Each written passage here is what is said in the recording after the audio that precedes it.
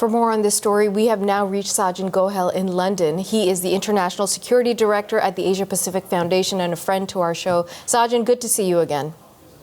Good to be with you, Natasha.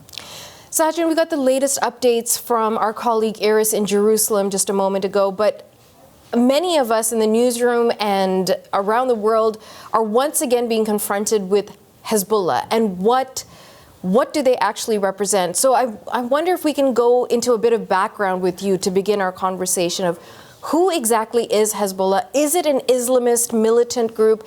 Is it a functioning government or a political party? What role are they currently playing within Lebanon? That's a very important question, and unfortunately the answer is not that straightforward. So Hezbollah is both a militant group, it is a political entity, it is deemed to be a prescribed terrorist group in some countries.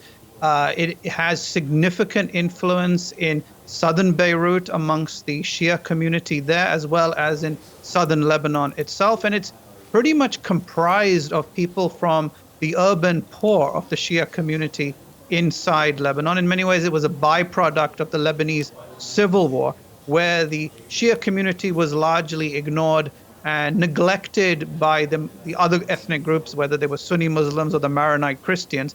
Iran was able to get a massive edge into the conflict during the civil war, and they were able to support and create and sustain Hezbollah, where it became not just a political and militant group, but it also became a social program as well, where they are responsible for education, healthcare, and they are able to have a massive influence on young Shia Muslims inside Lebanon. That context is so helpful, Sajjan, because we've seen this replicated in Gaza with Hamas. We've seen this in Afghanistan with the Taliban. They fill in the blanks for a community, for a people where there are few other alternatives. But I wonder right now, with the ongoing conflict with Israel and now attacks hitting so close, including directly in the capital, Beirut, what is the sense of support amongst ordinary Lebanese individuals for Hezbollah? Well, one of the challenges is that Lebanon still has many scars from its civil war, and it is a very complicated political composition inside Lebanon, because the president of the country, for example, is a Maronite Christian. The prime minister is a Sunni Muslim. The speaker of the parliament is a Shia. And sometimes they have to live in cohabitation, and there are rivalries, there are tensions as well. By and large, sometimes there are things that can unite that country, especially during disasters such as that explosion near the docks a few years ago. But when it comes to the issue of Israel, the regional challenges, there are still seismic divisions. And what is now playing out is that Israel is taking, in many ways, preemptive action to try and dismember, dismantle, and degrade Hezbollah's military structure, which is why we're seeing all these incidents suddenly occur. The worry is that events are spiraling. And could this lead to a further escalation of a conflict? We'll have to see.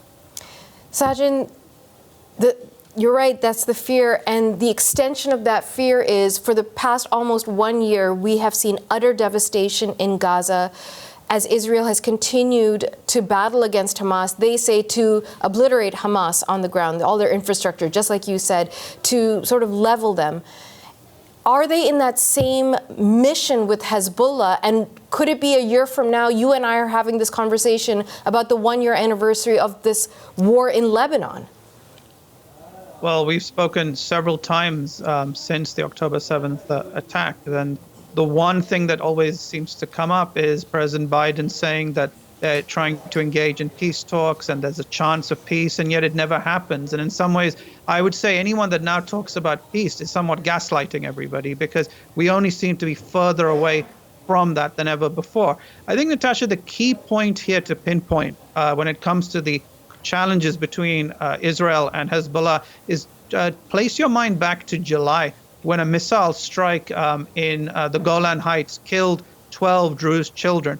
Israel took that as an action point where they felt they needed to then retaliate. And we've seen now, since then, targeted strikes against senior members of Hezbollah, the IRGC that operates in in Lebanon too. That's the Islamic Revolutionary Guard Corps of Iran.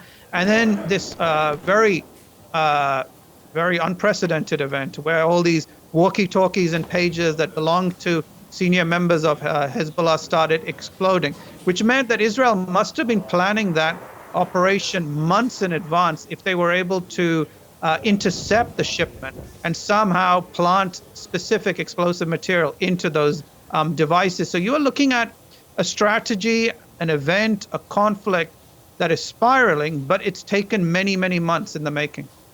Let's talk about Hezbollah's capabilities at this point. Clearly, their communications networks are compromised at this point, but we've heard from Hassan Nasrallah, who said there's going to be retaliation. They've seen what Israel has done as crossing red lines, that this is an act of war.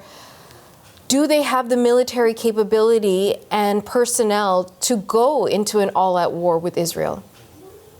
Well, there was talk that Hassan Nasrallah was somewhat reluctant after October 7 to escalate the conflict beyond a point. His rhetoric was certainly very fiery, but it seemed that other entities, other proxies of Iran, like the Houthis, were taking the lead in Yemen against Israel, targeting the shipping lanes as well. Now, I think what's happened is that we are seeing that there have been many incidents between Israel and southern Lebanon where missiles have been fired on both sides. It's interesting that just now the IDF carried out what they described as a precision strike against Ibrahim Akil. So he is the head of the Redwan force, which is Hezbollah's external special operations wing, which is specifically aimed at infiltrating Israel. So you're seeing where the mindsets are from both entities in terms of what they're trying to do. And I think Hezbollah has suffered very significant hits with a lot of its leadership being targeted with those pagers and walkie-talkies exploding. Many of people have actually had to go to Iran for medical treatment because even if they weren't killed, they've potentially suffered life-changing injuries, limbs, eyes, losing them. It is certainly something that Israel has planned very carefully. Whether that is going to dismantle Hezbollah, I would be skeptical about that. I don't think it's going to necessarily have that knockout blow, but it may delay their ability to carry out more effective operations against Israel. What do you anticipate we're going to see in the coming days? I don't see this conflict between Israel and Hezbollah stopping. I think it is only going to continue. And I would say that we need to also pay close attention to Iran, because Iran is still vowed revenge for the killing of the Hamas political leader Ismail Haniyeh, who had gone to Iran for the inauguration of Iran's new president. Iran has stayed eerily quiet in terms of what its intentions are, but they vowed revenge. And you could also see other proxies in the region trying to ramp up tensions like the Houthis. So unfortunately, Natasha, we will probably have to have another conversation about what has escalated in a week's time. Okay. We will certainly have that conversation. Sajjan Gohel, always good to speak to you. Thank you. My pleasure.